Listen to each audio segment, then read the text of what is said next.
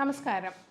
ഇന്നും ഒ പിയിൽ വരുന്ന സമയത്ത് ഡോക്ടർ AMH ഹോർമോൺ കുറവാണ്, പ്രൊലാക്റ്റിൻ കൂടുതലാണ്, FSH വളരെ കൂടുതലാണ് ഹസ്ബൻഡിന്, എനിക്ക് FSH വളരെ കുറവാണ്, ഇങ്ങനെ പല ഹോർമോൺ റിലേറ്റഡ് കംപ്ലയിൻറ്റ്സ് പേഷ്യൻസ് പറയാറുണ്ട്.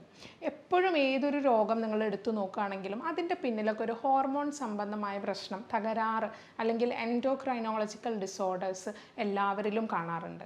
നമ്മൾ എന്തെങ്കിലും ഒരു ഡിസീസ് ഔട്ട്കം നമുക്ക് കിട്ടുന്ന സമയത്ത് എപ്പോഴും അതിലൊരു ബാലൻസ്, ഹോർമോൺ ഇംബാലൻസ് കാണാറുണ്ട്.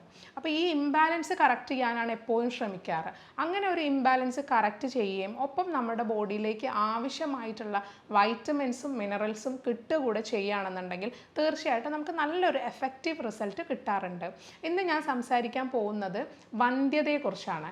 സ്ത്രീ അല്ലെങ്കിൽ പുരുഷ വന്ധ്യത രണ്ടിനെയും കുറിച്ച് ഇന്നിവിടെ സംസാരിക്കുന്നുണ്ട്. ഇത് കൂടുതലായിട്ടും ഇപ്പം നമ്മുടെ ഒ പിയിൽ ഏറ്റവും കൂടുതൽ ഇൻഫെർട്ടൈൽ കപ്പിൾസ് വരുന്ന ഒരു സമയമാണ്. കാരണം ഈ ഒരു 10 വർഷത്തിനിടക്കായിട്ട് ഈ കംപ്ലയിൻറ്റ്സ് കൂടുതലായിട്ടാണ് വരുന്നത്. ഇപ്പോൾ കുട്ടികളില്ലാത്തൊരു പ്രശ്നം ഫേസ് ചെയ്യുന്നത് ഒരു 6 മാസം ഒരുമിച്ച് കൂടെ കോൺട്രസെപ്റ്റീവ് മാർഗ്ഗങ്ങളൊന്നും തന്നെ ഇല്ലാതെ നിന്നിട്ട് കുഞ്ഞുങ്ങളാവാതെ ആകുമ്പോഴാണ് കപ്പിൾ നമ്മുടെ അടുത്തേക്ക് വരാറ്.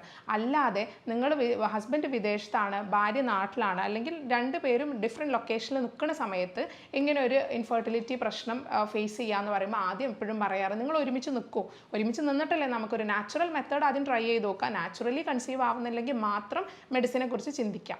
എപ്പോഴും നമ്മൾ കൺസിഡർ ചെയ്യുന്നുണ്ട് 6 മാസം മുതൽ 1 വർഷം വരെ കോൺട്രസെപ്റ്റീവ് മെത്തേഡ് യൂസ് ചെയ്യാതെ കപ്പിൾ ഒരുമിച്ച് നിന്നു, പ്രത്യേകിച്ചും അവർ 30 വയസ്സിന് താഴെയും കൂടെയാണ്, എന്നിട്ട് അവർ കൺസീവ് ആവുന്നില്ല എങ്കിൽ തീർച്ചയായിട്ടും നിങ്ങൾ ട്രീറ്റ്മെൻറ്റ് എടുക്കണം. അതല്ല 30 വയസ്സിന് മേലുള്ളവരാണെങ്കിൽ 1 വർഷം വരെ നിങ്ങൾ ട്രൈ ചെയ്ത് നോക്കിയിട്ട് കുഞ്ഞുങ്ങളാവുന്നില്ല എങ്കിൽ തീർച്ചയായിട്ടും നിങ്ങളപ്പോൾ ഒരു ഡോക്ടറെ വന്ന് കാണേണ്ടതാണ്. നമുക്ക് ഇന്ന് ഈ വന്ധ്യതയെക്കുറിച്ച് കുറച്ച് കാര്യങ്ങൾ, എന്തുകൊണ്ട് ഇത് വരുന്നു, അത് എന്തുകൊണ്ട് ഈ കഴിഞ്ഞ 10 വർഷത്തിൽ ഇങ്ങനെ കേസുകൾ കൂടാനുള്ള കാരണം എന്തൊക്കെയാണ് നമ്മൾ അതിന് ശ്രദ്ധിക്കേണ്ടത്. ചിലപ്പോൾ ചെറിയ ചെറിയ കാര്യങ്ങൾ ശ്രദ്ധിച്ചാൽ തന്നെ നിങ്ങൾക്ക് അതിൽ മാറ്റം വരാൻ സാധിക്കും. അതുകൊണ്ട് തന്നെ ഈ വീഡിയോ നിങ്ങൾ മുഴുവനായിട്ട് കാണാൻ. ഞാൻ doctor Jobithapshan, doctor Basil's homoeo hospital, Pandikkad, Malappuram ജില്ല. കൂടുതലായിട്ടും ഇവിടെ കപ്പിളായിട്ടല്ല വരാറ്, ഒന്നെങ്കിൽ ഭാര്യ വരും അല്ലെങ്കിൽ ഹസ്ബൻഡ് വരും. യൂഷ്വലി സ്ത്രീകളാണ് വരാറ്. അപ്പോൾ അവർ വന്നു കഴിഞ്ഞാൽ ഡോക്ടർ ഹസ്ബൻഡിൻ്റെ റിപ്പോർട്ട് ഇതാണ്, എൻ്റെ റിപ്പോർട്ട് ഇതാണ്, എനിക്ക് വലിയ കുഴപ്പമൊന്നുമില്ല, എൻ്റെ ഓവുലേഷൻ കൃത്യമാണ്, എനിക്ക് മെൻസസ് കറക്റ്റ് ടൈമിലാണ് ഡോക്ടറെ വരുന്നത്, ഹസ്ബൻഡ് കൗണ്ടിൻ്റെ പ്രശ്നമാണ് എന്ന് പറയുന്നവരുണ്ട്. അല്ലെങ്കിൽ നേരെ തിരിച്ച് സംഭവിക്കാം, ഹസ്ബൻഡ് പറയും മെൻസസ് കറക്റ്റ് അല്ല, വൈഫിൻ്റെ മെൻസസ് കറക്റ്റ് അല്ല, അവളുടെ ഓവുലേഷൻ ടൈമിങ് കറക്റ്റ് അല്ല, നമ്മൾ ഓവുലേഷൻ കിറ്റൊക്കെ വെച്ച് നോക്കി അപ്പം ഓവുലേഷൻ കാണുന്നില്ല, ഡിലേഡ് ആയിട്ടാണ് ഓവുലേഷൻ കാണിക്കുന്നത്, ആ ദിവസങ്ങളിൽ ഞങ്ങൾ ബന്ധപ്പെട്ട് നോക്കി, പക്ഷേ എന്നിട്ടും കുഞ്ഞുങ്ങളാവുന്നില്ല, നമ്മുടെ ഫാമിലിയിലോ അല്ലെങ്കിൽ വൈഫിൻ്റെ ഫാമിലിയിലോ ഒന്നും ഇത്തരം ഹിസ്റ്ററിയും കാണുന്നില്ല, പിന്നെ എന്തുകൊണ്ടാണ് ഡോക്ടറെ ഇങ്ങനെ വരുന്നതെന്ന് ചോദിക്കാറുണ്ട്. ചില കേസസ് ഞാൻ പറയാമല്ലോ എപ്പോഴും ഒരു ഇഡിയോപ്പതിക് കോസ് ആയിരിക്കും, അതായത് എന്താണ് കാരണം എന്നറിയില്ല, രണ്ടുപേരുടെ റിപ്പോർട്ടും പലപ്പോഴും നോർമലായിട്ട് തന്നെയാണ് വരാറ്. അപ്പോൾ ഹസ്ബൻഡിൻ്റെ റിപ്പോർട്ട് ഫസ്റ്റ് നമ്മളെപ്പോഴും നമ്മുടെ അടുത്തൊരു കപ്പിൾ വരുന്ന സമയത്ത് ഹസ്ബൻഡിൻ്റെ സെമൻ അനാലിസിസ് ആണ് ഫസ്റ്റ് ചെയ്യേണ്ടത്. അത് ചെയ്ത് കഴിഞ്ഞിട്ട് നമ്മൾ വൈഫിൻ്റെ പ്രൊസീജിയറിലേക്ക് പോകാൻ പാടുള്ളൂ. കാരണം അതൊരു മിനിമൽ കോസ്റ്റ് വരുന്നതും അല്ലെങ്കിൽ പെട്ടെന്ന് ചെയ്യാവുന്നതുമായ ഒരു ലെസ് കോംപ്ലിക്കേറ്റഡ് ടെസ്റ്റാണ്. അപ്പോൾ അത് ആദ്യം നിങ്ങൾ ഫിനിഷ് ചെയ്യുക. അത് ഓക്കെ ആണെന്നുണ്ടെങ്കിൽ നമുക്ക് ഫീമെയിൽ സൈഡിലേക്ക് വരാം. ഫീമെയിൽ സൈഡിൽ നോക്കുകയാണെങ്കിൽ കുറേ അധികം ഡിസീസസും കുറച്ച് കോംപ്ലിക്കേഷൻസും കുറച്ച് കോംപ്ലിക്കേറ്റഡ് ടെസ്റ്റുകളും ഉള്ളതുകൊണ്ട് തന്നെ അത് നമ്മൾ സെക്കൻഡ് സ്റ്റെപ്പിലായിട്ട് വെക്കണം. ഇനി എപ്പോഴും വരുന്നവർക്ക് ഫസ്റ്റ് നമ്മൾ ഓവുലേഷൻ കറക്റ്റ് ചെയ്യുക എന്നുള്ളതാണ് ചെയ്യാറ്. അപ്പോൾ ഓവുലേഷൻ തകരാറാണ്, അതുകൊണ്ടുള്ള ഹോർമോണൽ ഇംബാലൻസുകൾ ബോഡിയിൽ ഉണ്ടാകുമ്പോഴാണല്ലോ ഓവുലേഷൻ തകരാറുകൾ വരുന്നത്. നമ്മുടെ ബോഡിയിൽ ലുട്ടിനൈസിങ് ഹോർമോൺ എന്ന് പറഞ്ഞ ഹോർമോൺ ഹൈ ആയിരിക്കുന്ന ഒരു സമയത്താണ് ഓവുലേഷൻ സംഭവിക്കുന്നത്. LH സർജ് എന്നാണ് അതിന് പറയുക. നിങ്ങളിപ്പോൾ നിങ്ങളുടെ വീട്ടിൽ ഓവുലേഷൻ കിറ്റ് യൂസ് ചെയ്യുന്ന ആൾക്കാരാണെങ്കിൽ പോലും നിങ്ങൾക്ക് ഓവുലേഷൻ നടക്കുന്നുണ്ടോ എന്ന് ഉറപ്പ് പറയാൻ പറ്റില്ല. ഓവുലേഷൻ കിറ്റ് വെച്ചിട്ട് നിങ്ങളുടെ LH ഹോർമോൺ സർജിൽ നിൽക്കുമ്പോൾ ഏറ്റവും കൂടി നിൽക്കുന്ന സമയത്തായിരിക്കും ഈ ഒരു ഓവുലേഷൻ കിറ്റിൽ പോസിറ്റീവ് കാണിക്കുന്നത്. അതുകൊണ്ട് അന്ന് തന്നെ ഓവുലേഷൻ നടക്കണമെന്ന് യാതൊരു നിർബന്ധവും. അതിൻ്റെ പിറ്റേ ദിവസം ഓവുലേഷൻ നടന്നേക്കാം, അല്ലെങ്കിൽ അതിൻ്റെ നെക്സ്റ്റ് ഡേ ആയിരിക്കാം ഓവുലേഷൻ നടക്കുന്നത്. എപ്പോഴും ഓവുലേഷൻ കിറ്റ് കാണിക്കുന്നത് LH ഹോർമോണിൻ്റെ ഹൈപ്പായിരിക്കും. അത് നിങ്ങൾ പ്രത്യേകം മനസ്സിൽ വെക്കുക. എപ്പോഴും ഒരു മെൻസ്ട്രൽ സൈക്കിൾ ലേഡിയിൽ എന്ന് പറയുമ്പോൾ അതൊരു 28 ഡേ സൈക്കിളാണ് കൃത്യം പറയുകയാണെങ്കിൽ, അല്ലെങ്കിൽ 24 to 35 ഡേയ്സിൻ്റെ ഒരു സൈക്കിളായിരിക്കും. ആ സൈക്കിൾ നമ്മൾ കാൽക്കുലേറ്റ് ചെയ്യേണ്ടത് എപ്പോഴും നമ്മുടെ മെൻസസ് ഡേ 1 ആണെങ്കിൽ മെൻസസിൻ്റെ 10th ഡേ തൊട്ട്, അതായത് ആ പീരിയഡ് സൈക്കിളിൻ്റെ 10th ഡേ തൊട്ട് പീരിയഡ് സൈക്കിളിൻ്റെ 18th ഡേ, ആ ഒരാഴ്ചയാണ് നമ്മൾ ഓവുലേഷൻ എക്സ്പെക്റ്റ് ചെയ്യാവുന്ന ദിവസം. ആർക്ക്? ഈ 24 മുതൽ 35 വരെ ഒരു ഡേയ്സിൽ സൈക്കിൾ വരുന്ന ഒരാൾക്ക്. ഇനി ഇറഗുലർ സൈക്കിളായിട്ടാണ് കൂടുതൽ പേരും ഇവിടെ വരിക, സൈക്കിൾ കറക്റ്റ് അല്ല അല്ലെങ്കിൽ മെൻസസ് ആവുന്നില്ല എന്നുള്ള പ്രശ്നങ്ങൾ. അതിലെല്ലാം നമ്മൾ ചെയ്യേണ്ടത് എപ്പോഴും മെൻസ്ട്രൽ സൈക്കിൾ കറക്റ്റ് ചെയ്യുക എന്നുള്ളതാണ്. ഫസ്റ്റ് മെൻസ്ട്രൽ സൈക്കിൾ കറക്റ്റ് ചെയ്യുക. ബ്ലീഡിങ് ഇല്ലാത്തവർക്കാണെങ്കിൽ ഫസ്റ്റ് ബ്ലീഡിങ് ഉണ്ടാക്കുക, അല്ലെങ്കിൽ ഒരു നോർമൽ സൈക്കിളാക്കി എടുക്കുക. പിന്നെ അതിൽ തന്നെ ബ്ലീഡിങ് കൂടിയവരുണ്ടാവും, ബ്ലീഡിങ് കുറഞ്ഞവരുണ്ടാവും, അതായത് ഹെവി ബ്ലീഡിങ്, സ്പോട്ടി ബ്ലീഡിങ് എന്നൊക്കെ പറഞ്ഞിട്ട് അതെല്ലാം നമ്മൾ കറക്റ്റ് ചെയ്യണം. അതെല്ലാം നമ്മൾ ഹോർമോൺസ് കറക്റ്റ് ചെയ്യുന്നതിലൂടെ ക്ലിയർ ആയിട്ട് വരും. അതൊരു 3 മാസത്തെ ഒരു ട്രീറ്റ്മെൻറ്റിലൂടെ തന്നെ നമുക്ക് ഈ സൈക്കിൾ കറക്റ്റ് ചെയ്ത് കൊണ്ടുവരാൻ പറ്റും. അതോടൊപ്പം തന്നെ നമ്മൾ ഓവുലേഷൻ കറക്റ്റ് ചെയ്യാനും ഒപ്പം പ്രഗ്നൻ്റ് ആവാനുള്ള മെഡിസിൻസും ഇതിൻ്റെ കൂടെ തന്നെ കൊടുക്കാറുണ്ട്.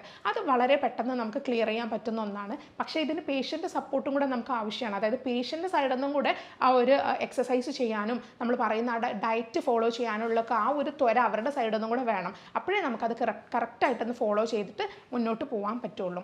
ഇനി കൂടുതൽ ടീനേജ് കുട്ടികൾ നമ്മളടുത്ത് വരാറുള്ള പ്രശ്നം എന്ന് വെച്ചാൽ മെൻസസ് ആവാത്ത കംപ്ലൈൻ്റ് ആയിട്ട് ടീനേജ് കുട്ടികൾ വരാറുണ്ട്. ഇപ്പോൾ ഒരു 16 വയസ്സായി ഡോക്ടറെ 18 വയസ്സായി മോൾക്ക് ഇതുവരെ പീരീഡ് ആയിട്ടില്ല. അത്തരം കേസുകൾ നമ്മൾ ക്രോമസോമൽ സ്റ്റഡി കൊടുക്കാറുണ്ട്. സ്കാൻ എടുത്ത് നോക്കുമ്പോൾ ചില കുട്ടികളിലൊക്കെ ആബ്സെൻസ് ഓഫ് ഓവറി കാണാറില്ല, ജന്മനാ ഓവറി ഇല്ലാത്ത കേസുകൾ ഉണ്ടാവാം. അല്ലെങ്കിൽ ചെറിയ കുട്ടിയായിരിക്കുമ്പോൾ തന്നെ AMH ഹോർമോൺ വളരെയധികം കുറവായതുകൊണ്ട് മെൻസസ് ആവാത്ത കേസുകൾ, അതായത് അവർക്ക് കൃത്യമായി അണ്ടങ്ങളില്ല. ഒരു പെൺകുഞ്ഞ് ജനിക്കുന്ന സമയത്ത് തന്നെ അവളുടെ ശരീരത്തിൽ അവളുടെ ഓവറിക്കകത്ത് 400 മുതൽ 600 വരെയൊക്കെ ഫോളിക്കിൾസ് അല്ലെങ്കിൽ അണ്ടങ്ങൾ ഉണ്ടാവേണ്ടതാണ്. അങ്ങനെ ഇല്ലാതെ ജന്മനാ ഇല്ലാതെ ജനിക്കുന്ന കുട്ടികളും ഉണ്ട്. ചില ക്രോമസോമൽ പ്രോബ്ലം കൊണ്ട് അങ്ങനെ വന്നേക്കാം. അപ്പോൾ ജന്മനാ ഓവറി ഇല്ലാത്ത കേസുകൾ. ഇനി വേറെ പല കേസുകളുണ്ട്, ജന്മനാ വജൈനൽ ഓപ്പണിംഗ് ഇല്ലാത്ത കേസുകൾ. അതൊക്കെ സർജറിയിലൂടെ ക്ലിയർ ചെയ്യാൻ പറ്റുന്നതാണ്. അപ്പം ജന്മനാ വജൈനൽ ഓപ്പണിംഗ് ഇല്ലാത്ത കേസുകളുണ്ട്. ഇതൊക്കെയാണ് കൂടുതലും ഒരു 20 വയസ്സിന് താഴെയുള്ള കുട്ടികൾ പറയുന്ന കംപ്ലൈൻറ്റ്. അപ്പോൾ ഇവർക്കൊക്കെ നമ്മൾ അതിനനുസരിച്ചുള്ള ട്രീറ്റ്മെൻ്റ് ആയിരിക്കും കൊടുക്കുന്നത്. അത് കഴിഞ്ഞ് PCOSൻ്റെ കംപ്ലൈൻ്റ് ആയിരിക്കും ഇൻഫെർട്ടിലിറ്റിക്ക് ഏറ്റവും കൂടുതൽ വില്ലനായിട്ട് വരുന്നത്. ഇത് നമുക്ക് ഡയറ്റും എക്സസൈസും ഒക്കെ പേഷ്യൻറ്റിന് കൊടുക്കുന്നതിലൂടെ ക്ലിയർ ചെയ്ത് സൈക്കിൾ കറക്റ്റ് ചെയ്ത് കൊണ്ടുവരാൻ പറ്റും. ഇനി മെയിൽ കംപ്ലൈൻറ്റിലാണെന്നുണ്ടെങ്കിൽ തന്നെ ഹൈഡ്രോസീൽ, വരിക്കോസീൽ പോലുള്ള കംപ്ലൈൻറ്റ്സ്, ആ ഭാഗങ്ങളിലുള്ള വൃഷ്ണങ്ങളിലുള്ള നീർക്കെട്ട്, ബന്ധപ്പെടാൻ പ്രയാസം, ഉദ്ധാരണത്തിൻ്റെ പ്രശ്നങ്ങൾ, അല്ലെങ്കിൽ ആബ്സെൻസ് ഓഫ് സ്പേം, ഇപ്പോൾ നമുക്ക് സ്പെർമറ്റോസോവ പ്രൊഡക്ഷൻ ഒന്നുമില്ല, അങ്ങനത്തെ ഒരു കേസ് ഉണ്ടാവാം. അസൂസ്പെർമിയ പോലുള്ള കണ്ടീഷൻ, ഒട്ടും സ്പേം ഇല്ലാത്ത കണ്ടീഷൻസ്, ഇതെല്ലാം മെഡിസിൻസിലൂടെ നമുക്ക് മാറ്റിയെടുക്കാവുന്നതേ ഉള്ളൂ. എപ്പോഴും ശ്രദ്ധിക്കേണ്ട ഒരു കാര്യം, ഒരു ഇൻഫെർട്ടൈൽ കപ്പിൾ നമ്മുടെ അടുത്ത് വരുന്ന സമയത്ത് നമ്മൾ ടോട്ടൽ ഫാമിലി ഹിസ്റ്ററി അന്വേഷിക്കാറുണ്ട്. ഒരാളുടെ കാര്യം അല്ലെ അയാൾക്ക് മാത്രം കോൺസെൻട്രേറ്റ് ചെയ്ത് ഒരാളിൽ മാത്രം കോൺസെൻട്രേറ്റ് ചെയ്ത് നമ്മൾ ട്രീറ്റ്മെൻറ്റ് എടുക്കുകയാണെങ്കിൽ അതൊരിക്കലും ക്ലിയർ ആയിട്ട് വരില്ല. പകരം അവരുടെ ഫാമിലി ഹിസ്റ്ററി എടുക്കേണ്ടതുണ്ട്, അവരുടെ ചൈൽഡ്ഹുഡ് ഡിസീസിൻ്റെ ഹിസ്റ്ററി എടുക്കേണ്ടതുണ്ട്. അപ്പോൾ അത്തരം കാര്യങ്ങളൊക്കെ കമ്പൈൻ ചെയ്തിട്ടുള്ള ഒരു എഫക്റ്റീവ് ട്രീറ്റ്മെൻറ്റ് മാത്രമേ ഇതിനൊരു പോസിറ്റീവ് റിസൾട്ട് കൊണ്ടുവരാൻ സാധിക്കുള്ളൂ. പല കേസുകളിലും നമുക്ക് റിസൾട്ട് കിട്ടുന്നത് 100 പേര് ഇവിടെ വരുവാണെങ്കിൽ 30 പേർക്ക് റിസൾട്ട് കിട്ടുന്നത് ആദ്യത്തെ 3 മാസത്തിൽ തന്നെയാണ്. പിന്നീടുള്ളവർക്ക് ചിലപ്പം കൂടുതൽ ടെസ്റ്റുകൾ ആവശ്യമായിരിക്കും. അതായത് ഇപ്പോൾ സ്ത്രീകളുടെ യൂട്രസിനെ നമ്മളൊരു എക്സാമ്പിളായിട്ട് എടുക്കുകയാണെങ്കിൽ ഇപ്പോൾ നമുക്ക് ഒരു ഓവറിയുടെ തകരാറാണെങ്കിൽ ക്ലിയർ ചെയ്യാം, ബ്ലീഡിങ്ങിൻ്റെ തകരാറാണെങ്കിൽ നമുക്ക് ക്ലിയർ ചെയ്യാം, ഹോർമോൺസിൻ്റെ ഇമ്പാരിറ്റി ആണെങ്കിൽ അത് നമുക്ക് ക്ലിയർ ചെയ്യാം. അത് കഴിഞ്ഞ് ഓവം പ്രൊഡ്യൂസ് ചെയ്തു, ഫെർട്ടിലൈസ് ആയി, പുറത്തേക്ക് അതായത് പിന്നെ യൂട്രസിനകത്തേക്ക് ഫെർട്ടിലൈസ് ആയ ഒരു സൈഗോട്ട് വന്നു കഴിഞ്ഞ് പിന്നെ അത് അവിടെ ഇംപ്ലാന്റ് ആവാനുള്ള തകരാറ് സംഭവിക്കാം. അതായത് യൂട്രസിൻ്റെ ലൈനിങ്ങിൻ്റെ തകരാറുകൾ, യൂട്രസിൻ്റെ ഷേപ്പിൻ്റെ പ്രോബ്ലം, ജന്മന ഇപ്പം ബൈക്വോർണേറ്റ് യൂട്രസ് അല്ലെങ്കിൽ സെപ്റ്റേറ്റ് യൂട്രസ് ഒക്കെ ഉള്ള പ്രശ്നങ്ങൾ, അത്തരം പ്രശ്നങ്ങളൊക്കെ പിന്നീട് അലൈഡ് വീണ്ടും ഫേസ് ചെയ്യാം.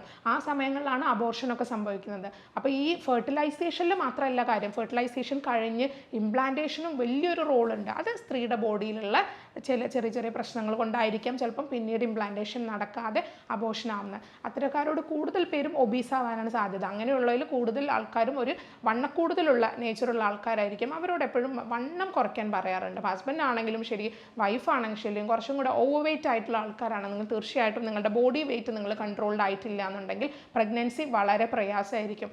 ഇപ്പം 20s 30s ഏജിലൊക്കെ 20siലാണല്ലോ ഫസ്റ്റ് ഒരു പ്രഗ്നൻസി, യൂഷ്വലി നമ്മുടെ നാട്ടിലൊക്കെ 20siൽ ഒരു ഫസ്റ്റ് പ്രഗ്നൻസി ഉണ്ടായിട്ടുണ്ടാവും. ആ ഒരു 20s ഏജിൽ സ്ത്രീകൾ ഓവർ വെയിറ്റ് ആണെന്നുണ്ടെങ്കിൽ അത് ഡിലേ ആവാൻ ചാൻസ് ഉണ്ട്. എപ്പോഴും 30 കഴിഞ്ഞുള്ള ഒരു പ്രഗ്നൻസിക്ക് റിസ്ക് കൂടുതലാണ്. ഏജ് കൂടുന്നതിനനുസരിച്ച് പ്രഗ്നൻസി റിസ്ക് കൂടുതലാണ്. മാത്രമല്ല ഓവത്തിൻ്റെ ഓരോ മാസം കഴിയുമ്പോൾ നമ്മുടെ അണ്ടത്തിൻ്റെ ക്വാളിറ്റി കുറഞ്ഞുകൊണ്ടേ ഇരിക്കുകയാണ്. അപ്പം ഓവത്തിൻ്റെ ക്വാളിറ്റി കൂട്ടേണ്ടതായിട്ട് വരും. ഒരു അബോർഷൻ തടയാനായിട്ടുള്ള മെഡിസിൻസ് എടുക്കേണ്ടതായിട്ട് വരും. അപ്പോൾ എപ്പോഴും നമ്മുടെ ഒരു ഐഡിയൽ ടൈം ഫോർ പ്രഗ്നൻസി എന്ന് പറയുന്നത് എപ്പോഴും ഒരു 25നും 30യുടെ ഇടയിൽ, അല്ലെങ്കിൽ 23 തൊട്ട് 23 23 തൊട്ട് ഒരു 30 വരെ നമ്മുടെ ഒരു ഫസ്റ്റ് പ്രഗ്നൻസി കഴിഞ്ഞിരിക്കണം. അപ്പം അത് ഏറ്റവും ഒരു ഹെൽത്തി ഓവം ഉണ്ടാവാനും ഓവത്തിൽ നിന്ന് ഫെർട്ടിലൈസ് ആവാനുള്ള ഒരു സാധ്യത അപ്പോഴേ കൂടുന്നുള്ളൂ.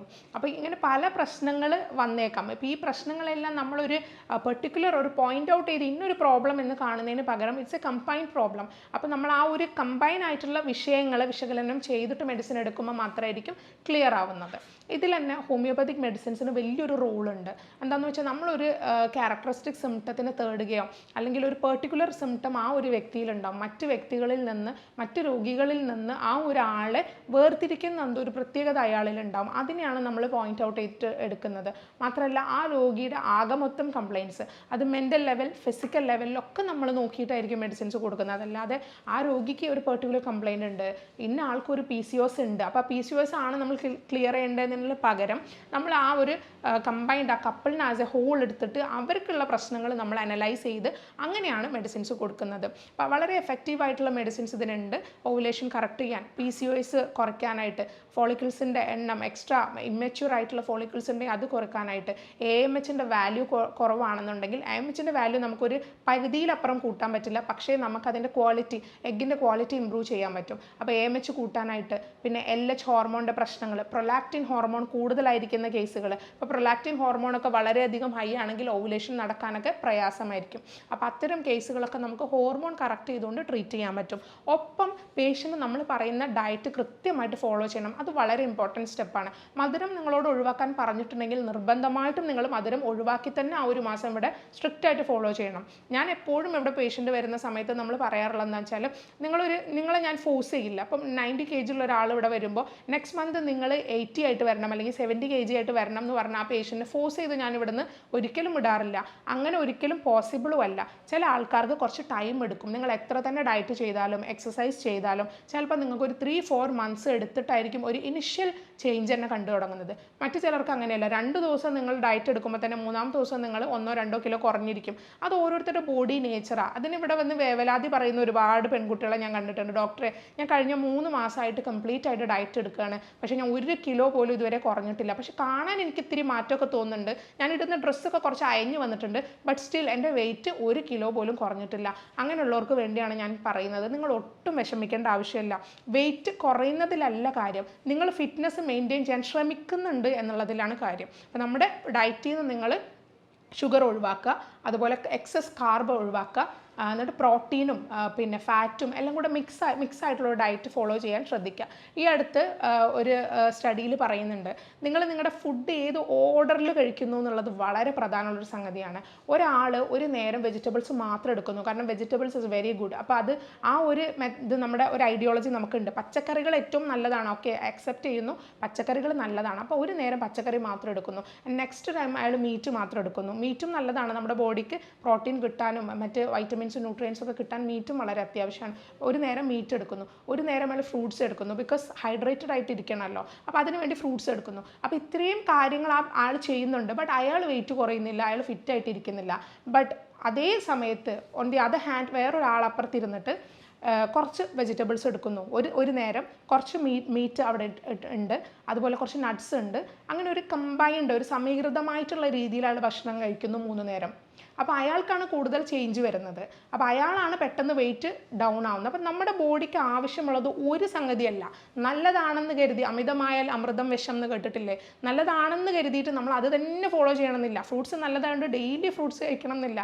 ചില കുട്ടികളൊക്കെ ഉണ്ട്, കുഞ്ഞു മക്കളൊക്കെ ഉണ്ട്, ഫ്രൂട്ട്സ് ഭയങ്കര ഇഷ്ടമാണ്, അപ്പോൾ അവർ വേറെ ഒന്നും കഴിക്കില്ല, അമ്മമാർ ഫ്രൂട്ട്സ് തന്നെ ഫീഡ് ചെയ്തുകൊണ്ട്, അത് കുട്ടിക്ക് ഇഷ്ടമാണല്ലോ. അങ്ങനെയുള്ള കുട്ടികളിലൊക്കെ മൗത്ത് അൾസർ കൂടുതലായിട്ട് കാണാറുണ്ട്. അപ്പോൾ എന്തിൻ്റെയും എക്സസ് നമുക്ക് കൂടുതൽ പ്രോബ്ലങ്ങൾ ഉണ്ടാക്കും. അപ്പം ഞാൻ ഈ പറയുന്ന ഡയറ്റ് ഇതിനോടൊപ്പം ഫോളോ ചെയ്ത് പറയുന്ന രീതിയിലുള്ള എക്സസൈസുകൾ ചെയ്ത് മെഡിസിൻസ് കഴിച്ച് കൃത്യമായിട്ടൊരു സ്ലീപ്പ് പാറ്റേൺ മെയിൻറ്റെയിൻ ചെയ്യുകയാണെങ്കിൽ ഒരുപാട് ഇൻഫെർട്ടിലിറ്റി പ്രോബ്ലത്തിന് നല്ല രീതിയിലുള്ള സൊല്യൂഷൻസ് ഉണ്ടാവും.